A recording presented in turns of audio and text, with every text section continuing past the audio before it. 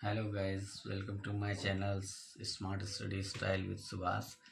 जैसा कि आज 26 जनवरी है, तो सबसे पहले मैं जो भी श्रोता है, जो भी दर्शक हैं, जो हमारे चैनल को देखते हैं, सभी को 76वें गणतंत्र दिवस की हार्दिक शुभकामनाएं।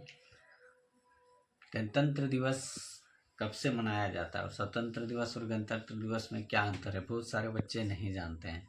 इसीलिए आज मैं इस टॉपिक पे एक वीडियो बना रहा हूँ। बहुत सारे डिफरेंसेस है सब 15 अगस्त और 26 जनवरी में। वो स्वतंत्र दिवस है, गणतंत्र दिवस है, लेकिन बच्चों को समझ में नहीं आता कि सर स्वतंत्र दिवस क्या हुआ, गणतंत्र दिवस क्या हुआ। झंडा तो झंडे फहराया जाता है, वही तिरंगा झंडा ही फहराया जाता है। तो बहुत डिफरेंसेस है। आप लोग ध्यान से देखिए। झंडे से पहले डिफरेंस हम बताना शुरू करते हैं। ध्यान से देखिएगा कि जब 15 अगस्त का झंडा फहराया जाता है तो झंडा नीचे रहता है, उसको रस्सी से ऐसे करके ऊपर ले जाया जाता है और फिर खींचता है रस्सी को और झंडा फहराया जाता है।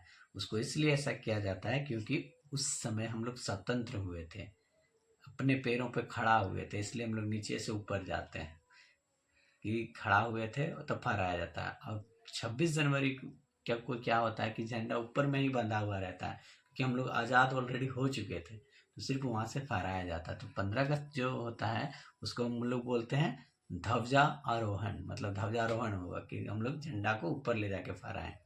और 26 जनवरी में जो होता है उसमें होता है झंडा फहराया गया, झंडे को लहराया गया, ये होता है। ये डिफरेंसेस है, पहला डिफरेंसेस।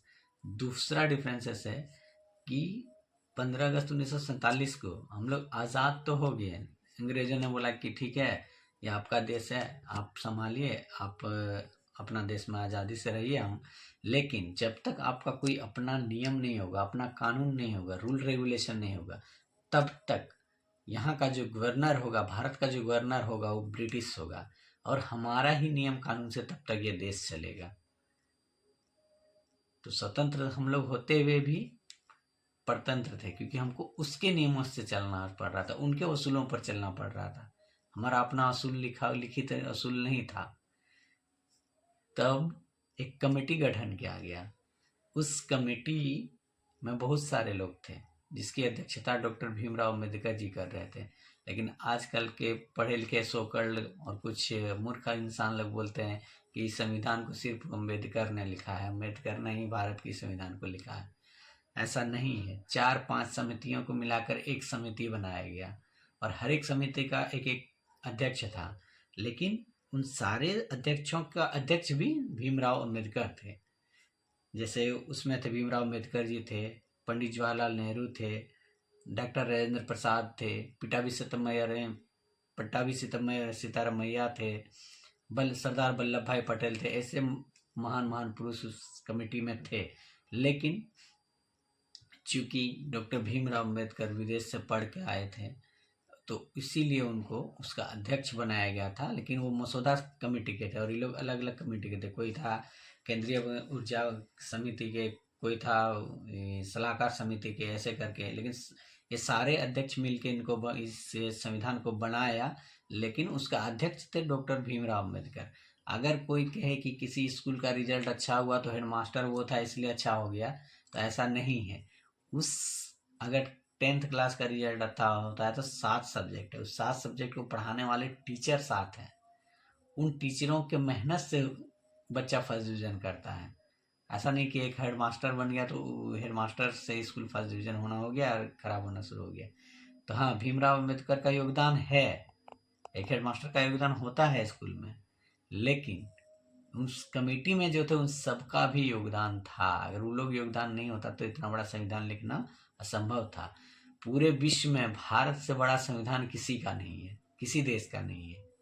और आपको अगर संविधान को पढ़िएगा तो आपको जानकर बहुत आश्चर्य होगा कि हम लोगों ने हर देश से कुछ ना कुछ लिया है संविधान लिखते समय। मौलिक अधिकार किसी और देश का, राजनीतिक अधिकार किसी और देश से लिए हैं, मौलिक कर्तव्य किसी और देश का लिए हैं। हर देश का संविधान होता है।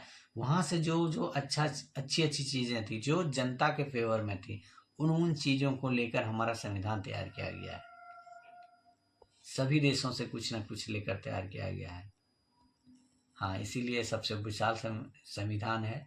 और ये स्वतंत्र दिवस और ये गणतंत्र दिवस क्यों है? गणतंत्र, गण मतलब होता है जनता और तंत्र मतलब होता है शासन।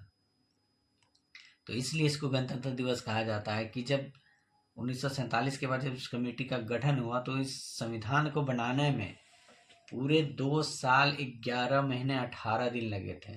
एक क्वेश्चन भी आता है कि संविधान को बनाने में कितना समय लगे थे, तो 2 साल 11 महीना 18 दिन लगा था। उसके बाद जब ये संविधान बना तो 1950 में 26 जनवरी 1950 को जब ये संविधान बन के तैयार हुआ, सौंपा गया रिपोर्ट, तब इस देश को ब्रिटिश सरकार को सौंपा गया। वो वहाँ का गवर्नर यहाँ भारत छोड़ के चला गया कि अब आपका अपना संविधान हो गया है, आप इसको अलग, हम एक पूर्ण स्वतंत्र देश के रूप में आप इसको मना सकते हैं। तब से 26 जनवरी 1950 को इंडिया गेट से हम लोग भारत का जो राष्ट्रपति होता है वो झंडा फहराता है। तो तब से लेकर अब तक हम लोग 26 जनवरी को गणतंत्र दिवस के रूप में मनाते हैं। गणतंत्र मतलब ही होता है कि जनता का शासन। यहाँ कोई राजा नहीं है, कोई नौकर नहीं है, जनता ही चुनता है। इसलिए यहाँ लोकतंत्र है, जनता ही चुनता है। हम ही लोग में से कोई चुन के MP बनता है, कोई MLA बनता है, कोई प्रधानमंत्री बनता है, कोई राष्ट्रपति बनता है।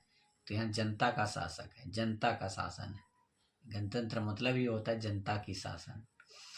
इसके बाद भी अगर गणतंत्र दिवस और स्वतंत्र दिवस में किसी को कन्फ्यूजन हो तो मेरे वीडियो में पूछ सकते हैं, या किसी को समझ में ना आया हो तो, या कोई चीज़ पूछना हो तो।